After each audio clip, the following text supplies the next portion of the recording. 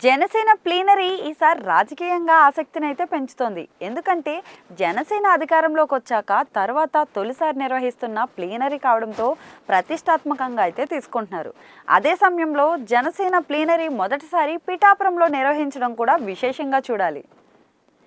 పవన్ ఎమ్మెల్యేగా మొదటిసారి గెలవడంతో పిఠాపురం పేరు మారిమోగిపోతుంది. అటువంటి చోట రాష్ట్ర స్థాయి సభను ఒక పార్టీ నిర్వహించడం కూడా ఇదే మొదటిసారి.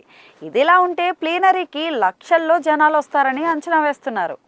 ఉభయ గోదావరి జిల్లాలో జనసేనకు మంచి బలం ఉంది. పార్టీ అత్యంత బలంగా ఉన్న రీజియన్ ఇదే కావడంతో జన సందోహానికి డోకా లేదని భావిస్తున్నారు. దానికి తగ్గట్లుగా ఏర్పాట్లు కూడా అంగరంగ వైభవంగా అయితే జరుగుతున్నాయి. నా భూతో నా భవిష్యత్తు అన్నట్టుగా ఈ సభను నిర్వహించాలని ఇప్పటికే జనసేన అయితే డిసైడ్ అయిపోయింది. ఇదిలా ఉంటే జనసేన సభలో పెద్ద ఎత్తున చేరికలు ఉంటాయని అంటున్నారు. ఆ చేరికలన్నీ కూడా వైసీపీ నుంచే ఉంటాయని కూడా అంటున్నారు. రాష్ట్రంలో నుంచి వివిధ ప్రాంతాల నుంచి కీలక నేతలు, మంత్రులుగా గతంలో పనిచేసిన వారు, ప్రముఖులు అంతా జనసేన అధినేత పవన్ సమక్షంలో పార్టీ తీర్థం తీసుకుంటున్నారని అంటున్నారు.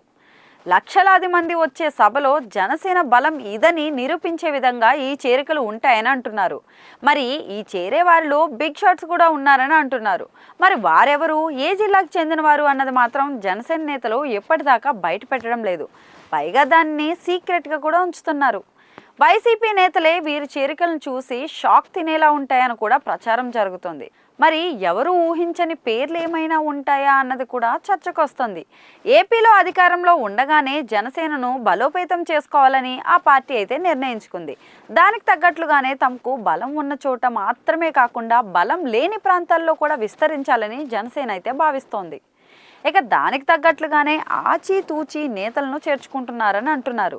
ప్రతి చోట చేరే నేతలకు ఆయా నియోజకవర్గాల్లో ఉన్న పలుకుబడి, వారికి సొంతంగా ఉండే ఓటు బ్యాంక్ వంటివి ఆధారంగా చేసుకుంటారని అంటున్నారు.